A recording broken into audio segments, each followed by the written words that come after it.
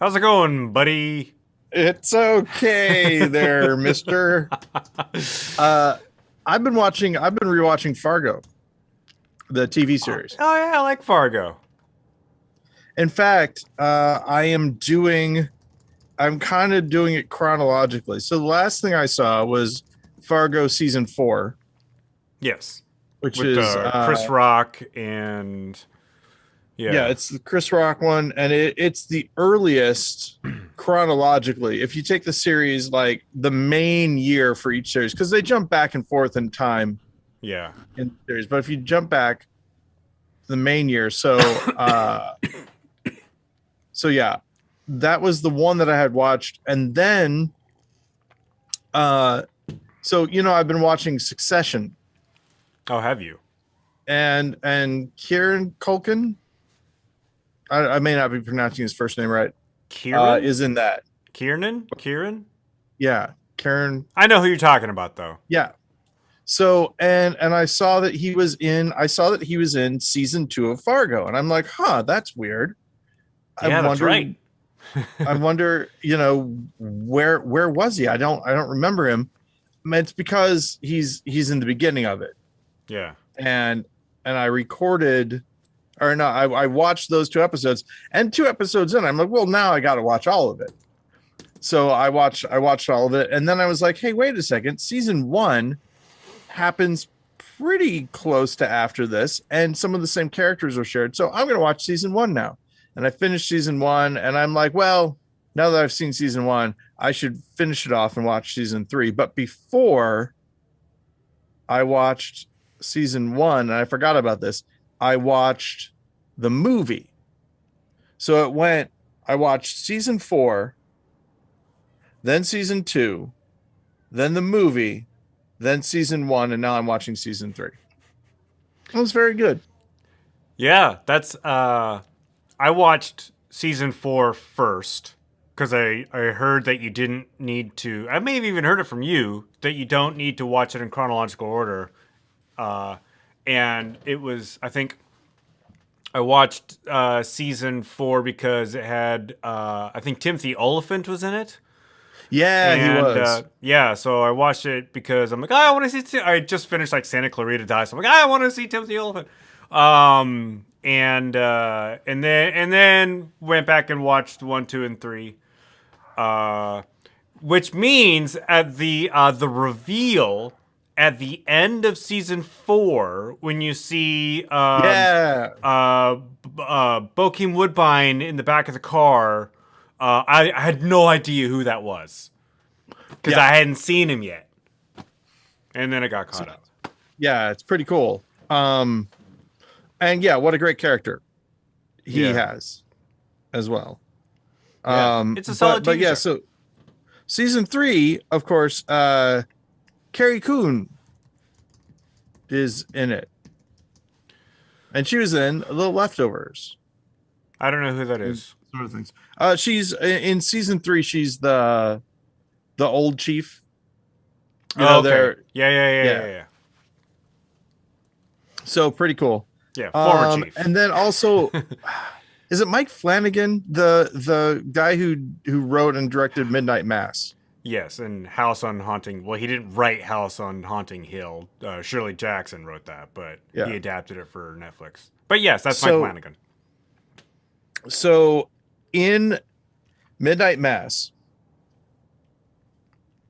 you well, no, I'm sorry. In Hush, the movie Hush, you are watching something that happens to an author, and the author is writing a book and has just written a book called Midnight Mass.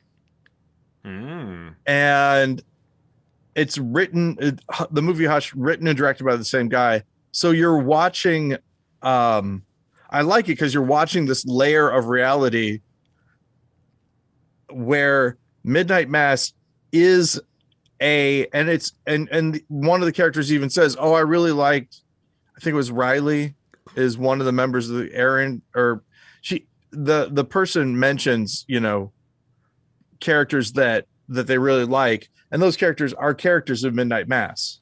Mm.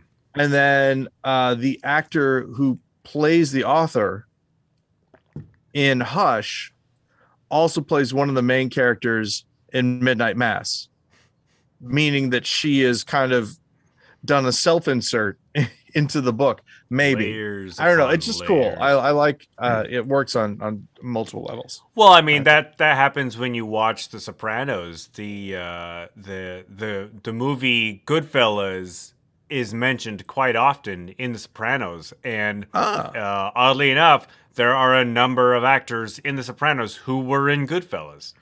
Interesting. So, like, Christopher Moltisanti, Michael Imperioli, he talks about the movie all the time. He was actually in the movie. He gets, well, I mean, spoilers for Goodfellas, but it's been, 30 years? He gets killed in the movie by Joe Pesci.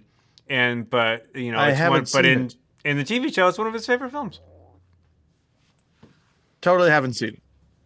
Goodfellas. Isn't that weird? It seems weird.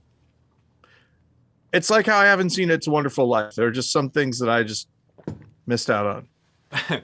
I'm surprised you haven't seen It's a Wonderful Life, because when I was growing up, I just thought that everybody watched it because there weren't that many TV channels and it was on at least 3 of them.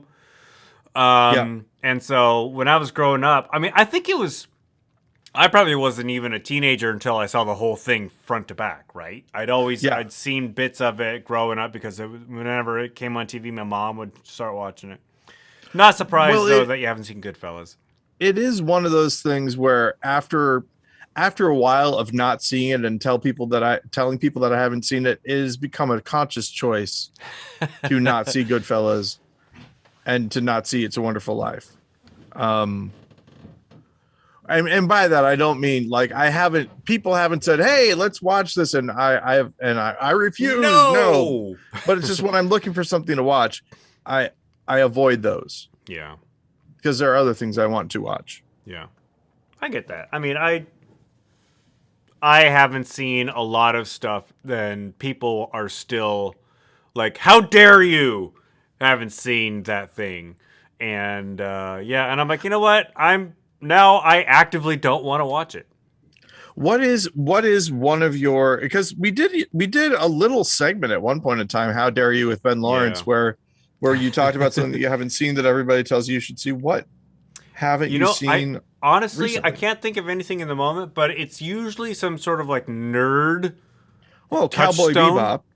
We talked about that. Yeah, but a lot of people don't like How Dare You. It's not like, if I said I hadn't seen Star Wars, then they'd be like, "How dare you?" Because I associate with nerds, right? I would, and geeks. I would be. I'm in this world. How have I missed that thing? You're wearing a mask shirt right now.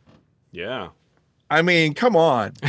Anyone doubting your cred as far as that goes? Well, this is like my '80s toy bona fides right here. But no, I mean, like, I don't think I saw Buckaroo Banzai until I was 30, Yeah, that's one of those that I don't know. I mean, did you like it? I'll tell you this. I watched it once. Yeah. Well, this is why I'm saying it. I think part of the reason I just got there's a new novelization, Buckaroo Banzai Against the World Crime League, that I'm looking forward to. I haven't read it yet. Because I'm neck deep in D&D stuff right now. But as you should be. Yeah, well, Ian actually had to give me a talking to. He was like, "So, do we have any character sheets that aren't in yet?" And I was like, "I don't know. I was going to write to everybody on Monday and tell him." He was like, "You should do it sooner than Monday." And I'm like, "All right, you're right." It's probably true because, and I think part of, and I think part of his like, you shouldn't wait, is that I'm expecting that everyone will get back to me. Like, I write and say, "Hey, do this," and then everyone will get back to me. They may not get back to me right away. You know what I mean? You may have to actually wrangle people, which is understandable. I mean, I know 70% of this cast. It's a large cast, by the way. Good Lord. Yeah. One of the reasons, and they're like, "Should we cut it down?" I was like, "I don't want to cut it down. You can't fire people. God, they're Exactly. volunteering to Everybody's play volunteering for and all that. And this is the thing that I'm thinking. And I think Ian will get on board with this as well. I mean, it sounds like he is already. And that's the one thing I want to say is it's not like, oh no, I'm worried that Ian won't. That's not what I mean. I haven't spoken to him directly about it, but I'm of the opinion that with this many people and stuff like that, there is going to be less. I am not going to be extremely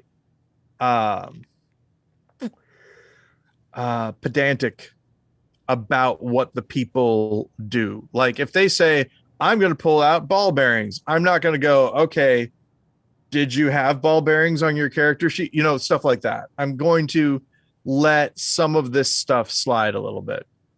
Like somebody says, I want to have, you know, my character has, this is just one of the guys, Aaron has a build that he's doing, and he's like, I want to have, like, he has these things that he used for lifting stuff that he's going to use as shields now and blunt weapons. And I'm like, yeah, okay. I'm not gonna. The other thing I'm not gonna do is when you roll something, I like, how much damage does it do? I'm going to expect that you're not lying. But all in all, this isn't like D&D. Like, if anyone attending the fundraiser is like, I expected to watch D&D rules as written, and you have betrayed me. This is not what I've tuned into this. That to me, it seems like maybe we have failed in our marketing. I think this is. I mean, you shouldn't look at it like this is a D&D championship game. This is Right. a piece of entertainment to It's a raise piece of money for the entertainment. theater. It's fun. My goal, and this is something that I think is true, is it's not that I don't care about the audience, but what I mean is my goal as the DM is to make sure the players are entertained, the players and their interactions are what's going to be entertaining to the audience, and that's kind of, Yeah. that's how I feel about it. Yeah. I mean, this isn't my thing. I'm involved with it, but it's, you know, my feeling is of if people watch, probably a small percentage are going to really, really care about the 5e rules. Right. And that's what I mean is that, I mean, there's a rule kind of at the beginning of 5e that's like, you know, all the other rules don't matter, just have fun with your friends, and that's great. And I think that works. The other thing I will say is that all the people are, and this is my main all the people that we have as a cast are creative and funny and interesting people, and that's really all you need, in my opinion. Yeah. But you know, we'll see how it goes on the day. I think it's going to be fun. I'm working with everyone sort of individually through emails and stuff like that right now to make sure that they understand kind of where they fit into the world, and what I want everyone to be participating. And I think we have 7 players total. I can tell you exactly how many. Yeah, that'd be great. For the people as well. 1, 2, 3, 4, 5, 6, 7, 8 players plus you. Wait, So 9 people total. Wait. Go through the players really quick. Cheyenne, Daniel, Dave, Saranine, Omar, Brendan, Aaron, Cody. Oh, okay. Yeah. That makes sense. I was Cody. I apologize. I was forgetting Cody because Cody was a late addition. So yeah, and has not gotten me his character sheet. Yeah, I'm looking at the stage right now. Ian and I actually have a meeting tomorrow to talk about how we're going to do this whole thing. The biggest question mark in my brain is audio and getting your audio to the players without it interfering with their audio. Oh, yeah. I looked into and this is just between you and me, of course. I looked into like flights and what about going out there? It's like the cheapest ticket I could find. And this is me going down on a Thursday and coming back on a Tuesday, right? Yeah. This isn't even Friday to Monday. Cheapest thing was like $700. It's prohibitively expensive. Wow. I mean, if you would you if money were no object, would you come out here for this? Well, okay. And keep in This mind, is I what- think McCandless is listening. This is what I have said. I feel as though paying for me to go out there, we would lose money on the fundraiser with how much it costs to go out there. Different buckets, man. Different buckets. Yeah. So I don't know, but yeah. Anyway, that's would, what I'm figuring out. yeah, it would the way that I would see it working logistically, right, would be, because it's on Saturday, would be I leave Friday, show up there Friday night, and then have to get somewhere to stay Friday night, be there on Saturday, go there, and then come back on Sunday. Yeah. So I'm back at work on Monday. All of which I think is less. If there's a way to work out the audio differently, I would rather do that, and then because then I could just sleep at home. But I love you all. I am going to be getting my booster shot between now and when the show is also. Be sure to get it at least 3 days before the show because it kicked my ass. Yeah, no, it's I'm getting it like at the beginning of December. Yeah, mine was a lot harder than the second shot. I was expecting the experience to be just like the second shot, which was I was fine until 24 hours after the shot, and then I was fluish, and then like that night, but I woke up fine the next morning, and that was it. This one, like, I started having symptoms the same day, and for 2 days straight, it felt like I had a low-grade flu, which included Thanksgiving, so. Was it Pfizer? No, it was Moderna. Okay. Or sorry, I'm Pfizer. Spikevax. Moderna is now Spikevax. Wait, how are they saying it? Spikevax. Spikevax. I don't like it. Spike, as in spiking a football. Vax, as in vaccination. Well, you know what that means. Yeah. Oh, hey, speaking about vaccination for just a second.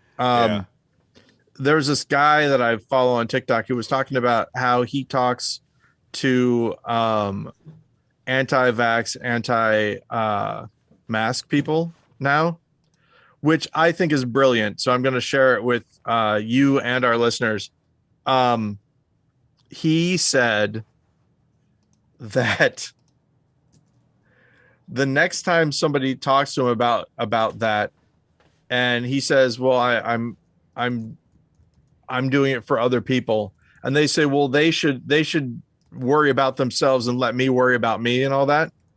What he says to them now is, "Yeah, that's understandable. I mean, some people can only handle what they can handle, and so yeah, take care of yourself.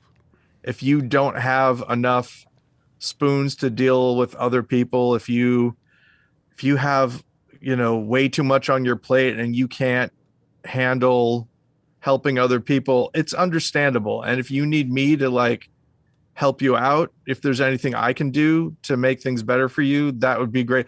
Because he said you can't make them care about other people, but you can make them mad that you're implying that they're weak. And I thought that was great. I was thinking about I haven't run into a bunch of anti-maskers, but of course I've seen the footage coming from the Walmarts across America where people just get mad, and I was wondering if these people, when they go to their friend's house and their friend asks them to take off their shoes, and if they just flip out and start throwing a fit. I can say that if they're friends, this is probably, dude, are you serious? Are you serious right now? Are you asking me to take my shoes? My shoes are fine, dude. Yeah. My shoes My are shoes, fine. my choice. My shoes aren't going to get your carpet dirty. My shoes are very clean.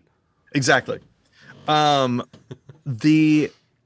thing that I feel just from growing up where I grew up and doing all the things that I used to do as a kid with the people who are by and large the anti-masked folks and all that, is that they are the people that will tell you to get a haircut. Yep. You know, my choice, hey, don't tell me what to do and all that. Also, get a haircut. Yeah, hippie. Exactly. It not something that doesn't affect. And the reason I think about this is because I saw a thing just recently where a woman was really mad about people who wear their masks in their cars when they're driving by themselves. She was And mad she was about like, that. you look stupid. You look stupid. Do you understand how stupid you look? And then people in her comments were like, and I've seen people walking down the road by themselves in rural areas, ! Wearing their masks. And the thing is, again, none of this is affecting them. Yeah, these are the same people who get mad because other people are gay. Yeah, right. They have to know about it. Oh, and if they have to see it, that's even worse. Yeah. I just sit on my front porch and I think about how somebody's gay. Oh, and that makes me mad. I get all steamed. I got to think about it for at least a half an hour. And then I forget about it for a little bit. And then I start thinking about it again. And then my wife comes out to the shed and I'm like, leave me alone. Dang it. Don't you learn how to knock first? Thinking about gay people in here. Just how mad they make me. So mad. So yeah, that's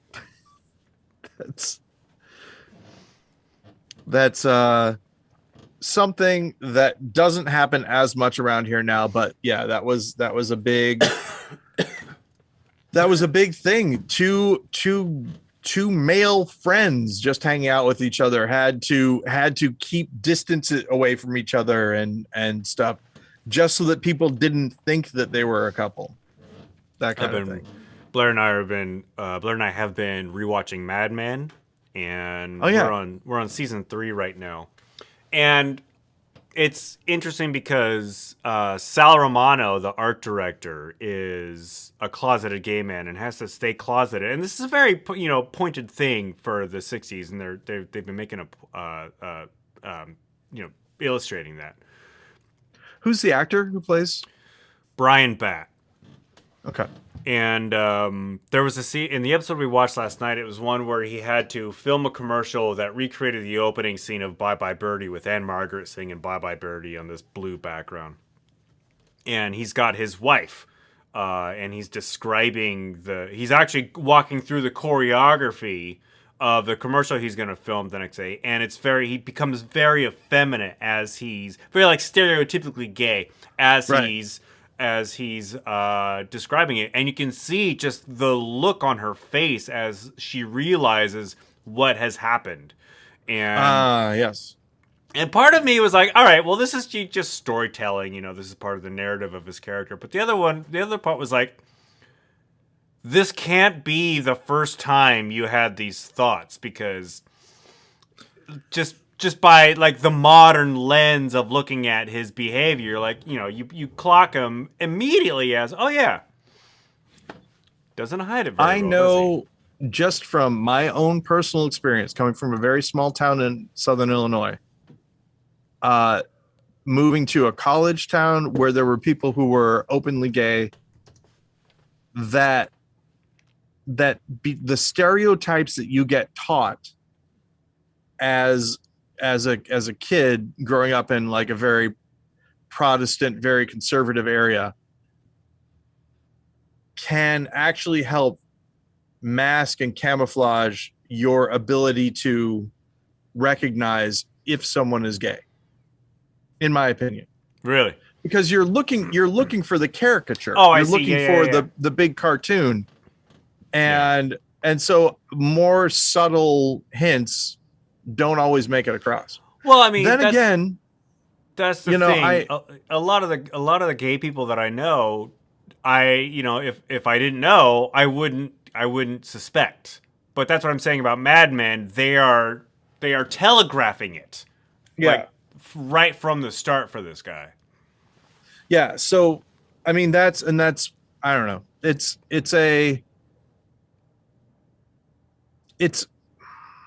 the only way I can describe it is there is an active denial that happens. Yeah. With that sort of conservative mindset, that if it is someone that you think is an okay person, right? Because you're taught that homosexuality is bad, and you don't think of this person as a bad person, instead of when you learn that they are gay going, oh, I suppose I was wrong about gay people. The first thing you do is like, they're not gay. Like that's what you jump to in these really rigid conservative Protestant communities. You know, and it will, and again, we go back to Liberace and Richard Simmons. Yeah. Have a lot of Midwestern wives who are really into them and really like all their stuff, but wouldn't admit that there was a possibility that those people were gay. There was also an episode that had a disclaimer in the beginning that said in this episode there's a depiction of blackface, because it's in the show because it was illustrative of how casual racism was basically prevalent throughout 1960s white America. And the disclaimer was like, we kept it in to maintain that sort of because it's a teaching moment, and back in 2009 showing that on TV was not as big of a thing as it is now. But and so we watch the episode. The blackface moment happens. It's a caricature of Al Jolson. Not one of the characters is playing like an Al Jolson type. Yeah. And it's singing a song to somebody else. And then after the episode, we were just like, that didn't even need to be in there. Like, you could have taken that entire scene out, and nobody. And it didn't forward the plot at all. There weren't any character development moments except, oh yeah, that guy wore blackface once. And yeah, so it was a really, it's, if they did not have the disclaimer and they cut that scene out of the episode, never would have known that something was missing. And I have to wonder if they had done that, would anybody who remembered it from like when it originally aired have thought to themselves, hey, wait a minute, what happened to the blackface scene? Yeah, and if they did complain, could they not just say, yeah, it was a blackface scene, we cut it, that's what happened. Do you need more explanation? Man, I still I think we talked about this on the podcast before, but I remembered when I was a real little kid watching an episode of The Muppet Show that Spike Milligan was on, and how it was really crazy. Yes, we did talk about this. And then I watched it, and there was that disclaimer at the top, right? Saying that, this has racial stereotypes, it was wrong then and it's wrong now, but for historical purposes, we're still showing it. Yeah. And man, it was bad because it was them celebrating the countries of the world or the people of the world or whatever. But like, if you can imagine Muppets that have been specifically designed to look like specific ethnicities, Yeah, I can. not good. Yeah. It's interesting too because I've seen some of those Muppets. I can't remember where, but like I saw some. They may have been genuine Jim Henson or Jim Henson production Muppets, but like really stereotypical like Asian Muppets, or like not stereotypical, but like caricatures of Right. Different Yes. ethnicities, and you're like, these probably also went through like a round of revisions too. Yes. Like some designer built it, and then somebody else came in can you make it look more blah? This is actually interesting. There was a thing that happened in D&D just recently, pretty recently, where this person was creating a module for them or a story for them, and they went back and edited this module to be more racist, basically. After this creator made something that was a very and I didn't read the original, and I did not read the what they eventually ended up using. I avoided that book completely, basically. Yeah. Because of this. But yeah, they went through and turned what was an interesting and nuanced culture that this person had created into a more savage culture because they thought that it worked better. It's this needs more savagery. Exactly. And so yeah, that kind of stuff still happens even to this day. Obviously that's the case. Obviously. But sometimes good things happen. We had the actual Ahmaud Arbery trial. Yeah, the verdict came out. Yeah.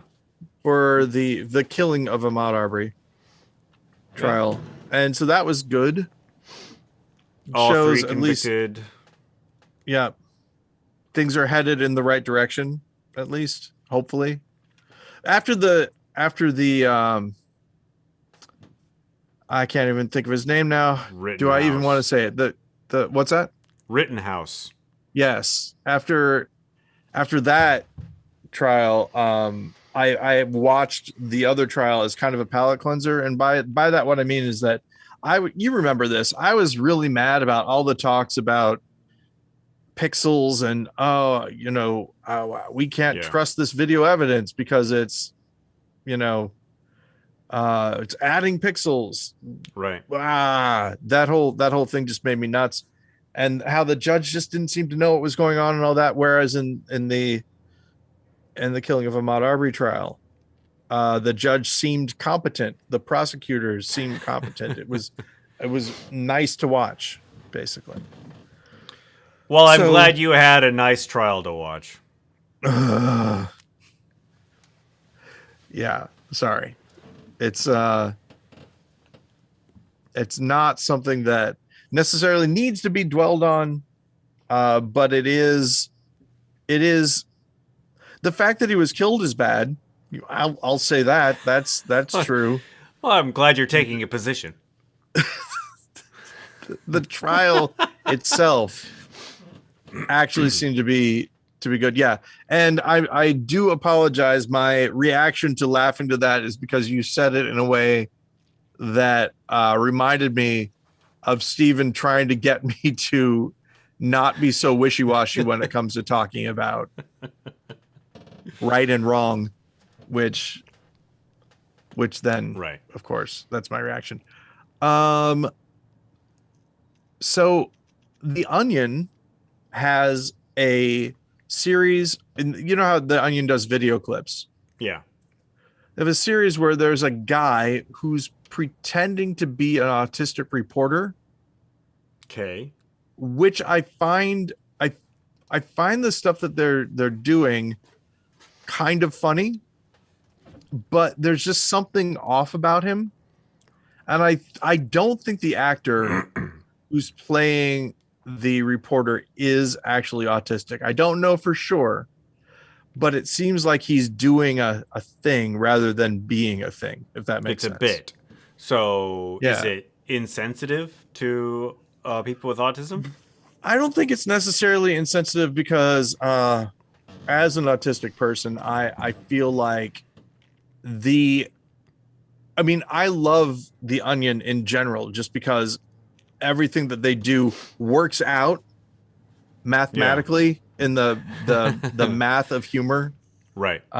They're really good at it. And so in this case, I get what they're doing, and the way that it's written is really good. The way that it's performed is the thing that's off a little bit Really? for me. Yeah. And it's just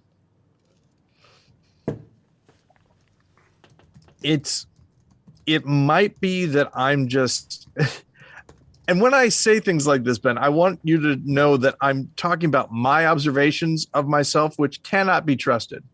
But I feel like I am much better at masking than a lot of other people who are autistic, Yes.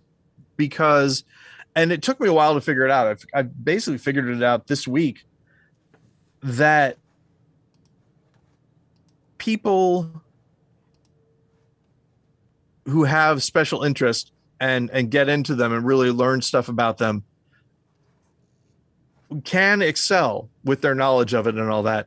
And I realized that, I'm like, well, why am I not interested in math as much? Because I do like math. Why am I not interested in science as much? What am I doing? And I realized finally the thing that was the biggest mystery to me when I was a kid is, what are all these people talking about? They're saying this, but they actually mean this. What is that? And so metaphor, sarcasm, humor, all that stuff is what I was interested in. And that's kind of what I jumped into. And I also believe that that's kind of why I'm better at, I never come off as normal completely. Really? But at least I'm pretty sure, but I can get to a point where people actually enjoy interacting with me. I'm not completely off-putting. No. Which is what my memory of myself as a child was. I think I spent a lot of time being someone that people could spend time with and be okay with. The thing I'm learning now, and the thing I'm trying, is to not talk sometimes. Oh, really? Because I came from a household where when people were silent, it meant that they were mad and something bad was about to happen. And so I always feel silence and I'm always talking and all that. And I realize now that I don't have to do that. That the people that I'm around now actually sometimes prefer it when I'm not talking, that kind of thing. And so just being comfortable with silence is obviously talking about it on a podcast is a little weird, but you've noticed that I have sort of trailed off and stopped talking sometimes. It's because I can think before I say things if I want to. And sometimes I get better at saying the things I want to say if I do that. Yeah. It's that I was reading a book called Mother Tongue, The History of the English Language by Bill Bryson. And he said that in English, of all the other languages, all the other cultures that he's looked into, and he seemed fairly well informed, the silence that happens in conversation is more of a stigma to English speakers than it is to anywhere else. All other cultures are okay with there being silence, with like people being in a room and there's not and nothing is being said, right? But if you go to, like, you're at a party or something and you're in a group of people, and as inevitably happens, and I think somebody did a study on this, like every 7 minutes, everybody's basically like run out of stuff to say. It's uncomfortable. The uncomfortable silence is something that is brought up, like when people are on dates. If you can't if you can't connect with the person you're dating or you're going out on a date with. But even just in a group of people who aren't dating each other, if there's that uncomfortable silence, everybody gets kind of freaked out and suddenly are racing to think of things to say to fill that silence, and that's unique amongst English speakers. I don't know why, but it just is. Yeah, maybe. Nope. I was gonna say something dumb, but I was gonna say maybe it's because people in the United States were affected more by mass media than other people, like radio and stuff like that. I don't know if that's true, but there is that also that kind of fast talking stuff. Hey, buddy, what you say there? What's going on? That kind of thing. People do seem to speak at a faster pace in like your East Coast places than they do in Great Britain, for example. That might just be my perception, though. Although, if you're trying to learn French and you go to France, it seems like they speak awful fast. Oh yeah, that's absolutely true. Yes, 100%. I told you that story where I went to France and I was confident that I could actually get along in France because I knew how to ask for directions. Yeah. I can say how to get to this thing, and I want to get to the train station. Where is the train station? But I had neglected to learn any of the, when someone is giving you directions, what they're saying to you. Right. Yeah. And so I'm talking to somebody and they're like, à la gauche, à la droite, that kind of thing. And à côté de la pâtisserie or whatever. And I said to them in English, yeah, I'm sorry, I didn't get any of that. Can you just give it to me in English? And they looked at me and I was like, right. Every other place where I was learning French, the person teaching me could speak English. Yeah. And we could just break from it. When you're actually in the place, you might run into someone who doesn't speak any English, and then, you're stuck. That almost exact same thing happened to me when I was over there. I was standing in line at some like deli counter. I was buying a sandwich, and I can't even remember after all these years exactly what I wanted to ask or what I wanted to say to the person when paying. But I remember I rehearsed what I was going to say in my head, and I kind of worked on like how to pronounce my pronunciation and everything to make sure it was all perfect. And it's probably something like just this and some water or whatever, Yeah. And justice and some water. Justice.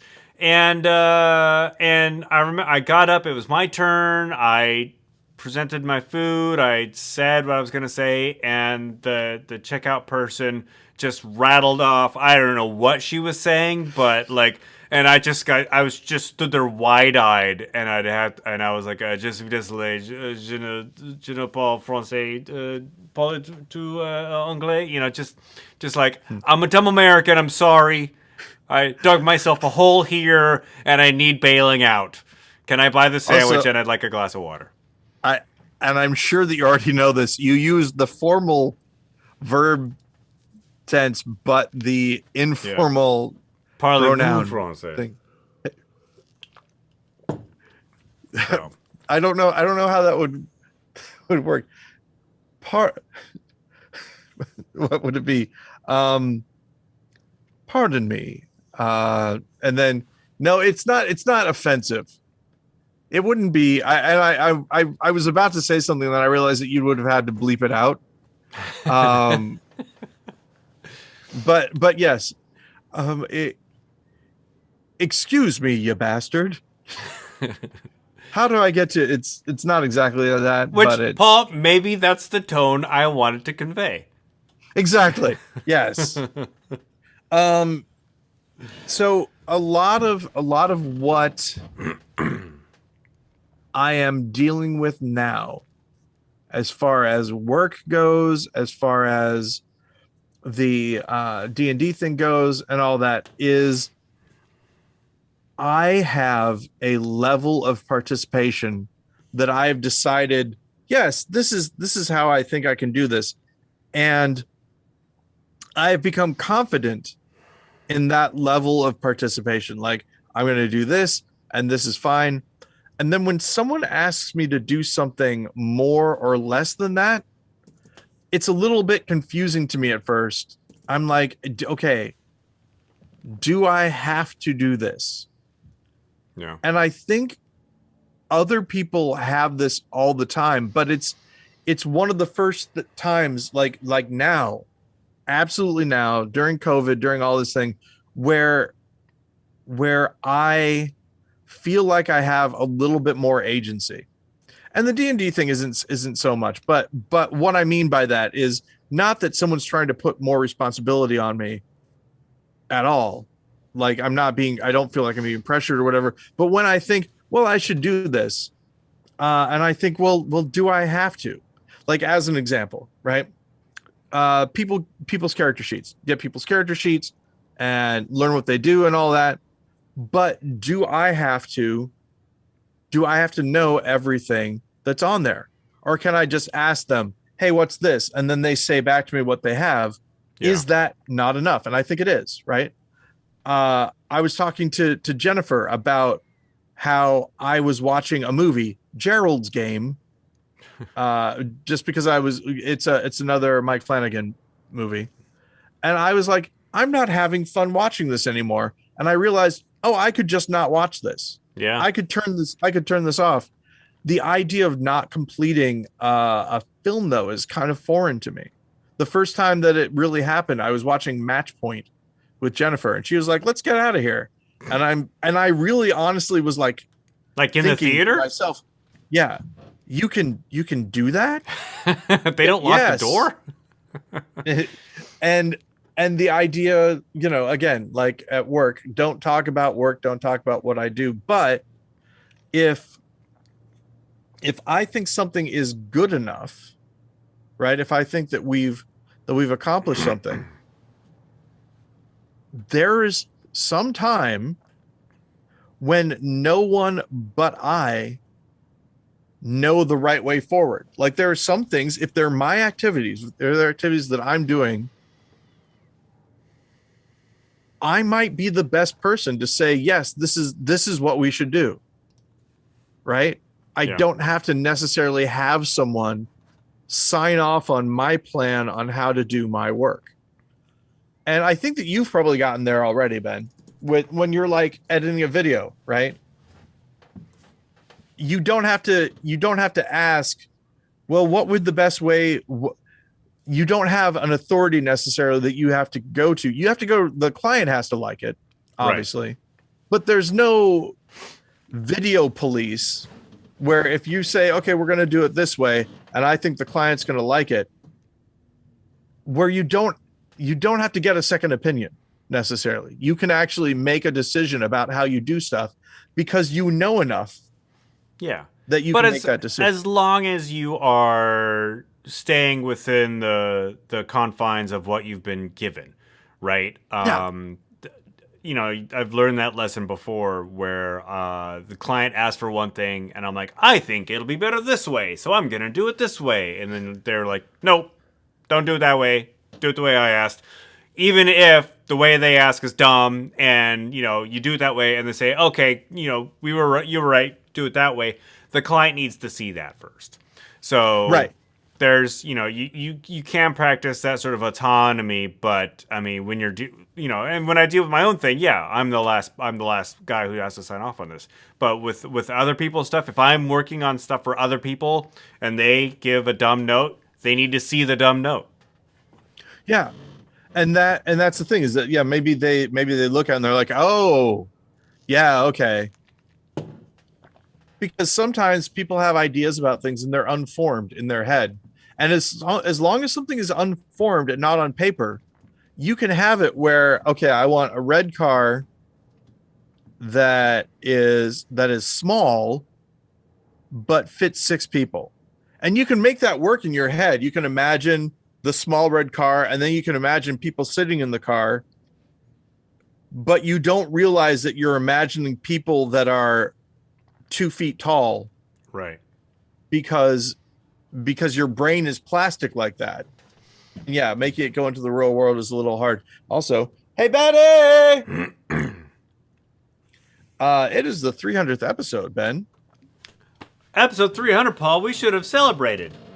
Hey, we're doing it now. Hey, yay. Congratulations. It's pretty crazy. So we have about 300 hours of stuff, give or take, which is pretty great, I think. Kind it's of a long time. Yeah. We are both trained now for COVID to be on Zoom meetings, and we've learned about give and take when you're on a thing that has a slight amount of delay. Yeah. It's pretty natural to us now. Although it's interesting when I put the two audio files together, sometimes I will, like, for whatever reason, last week when you're, well, you can't hear me anymore. Last week, Hey, Betty, how's it going? Good. Wow, it's almost December. Can you believe where this year has gone? Yes. You can. Okay, good. I can't. I mean, but it's time is a linear arrow. Time flies like an arrow, but fruit flies like a banana. Yeah, I can see that expression. It's terrible. Okay, joke. So yeah, this year's been a whole lot of nothing for me. A whole lot of nothing. Yep. What do you do to occupy your time? What's the latest TikTok trend that us oldies need to know about? The latest trend for me is talking to my friends. And also the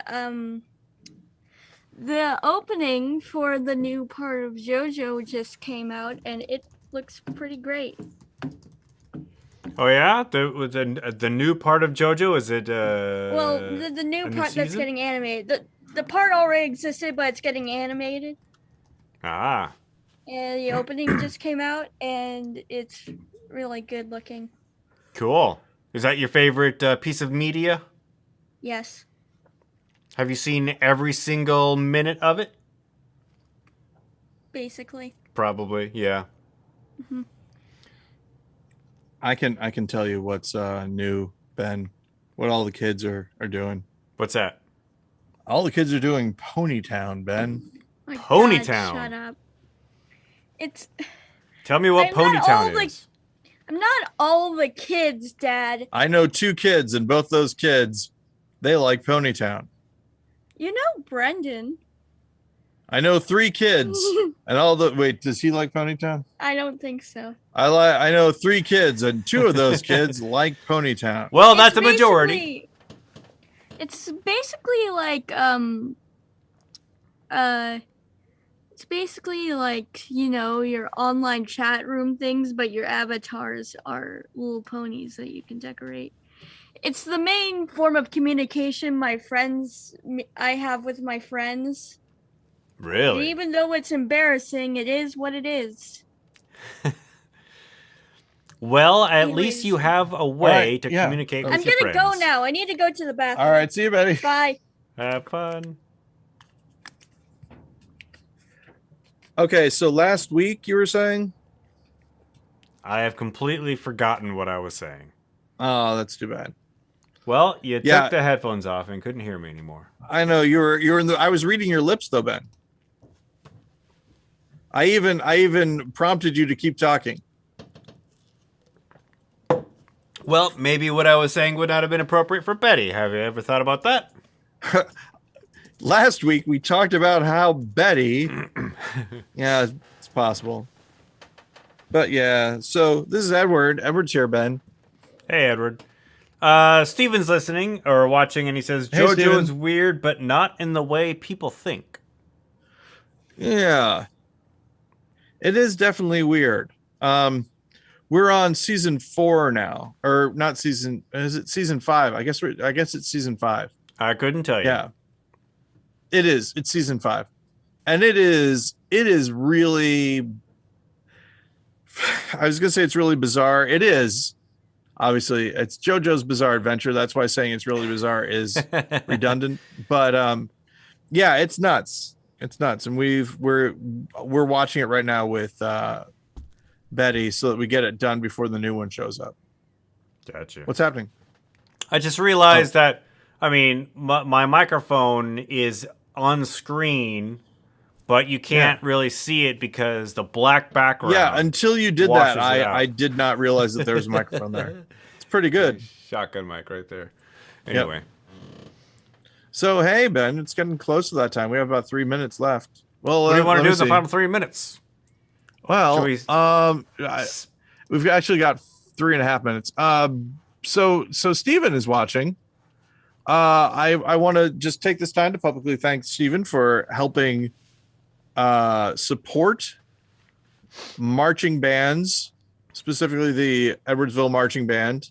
He bought a whole bunch of stuff. A lot of people bought a whole bunch of stuff. I know about Steven because a lot of his stuff arrived at our house.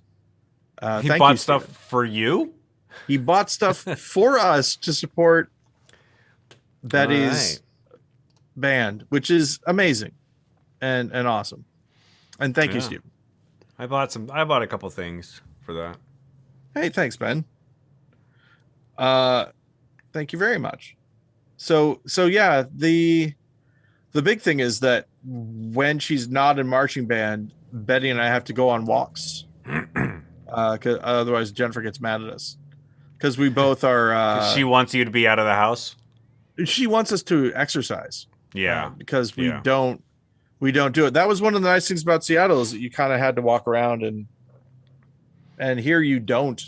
There's no real public transportation. That's sort of what saved me, I guess, during the pandemic is that I consciously don't, or in life, I don't exercise, but I do walk a lot because it's a half-hour walking commute from my home to Annex.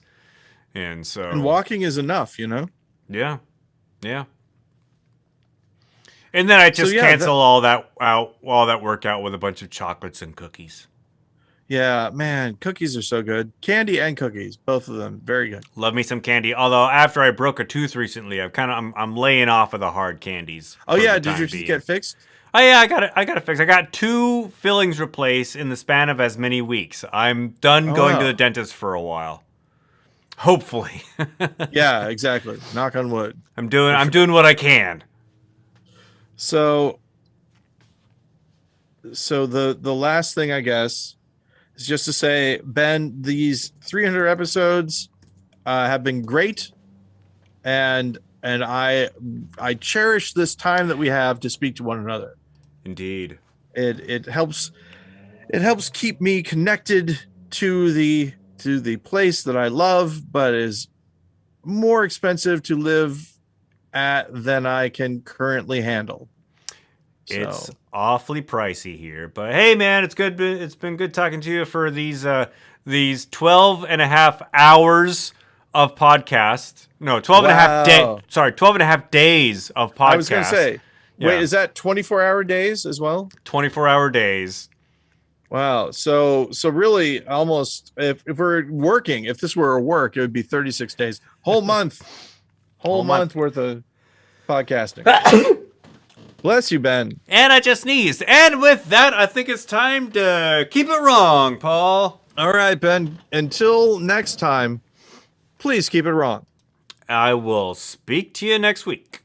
Yep. Oh, wait. We have 7 more seconds.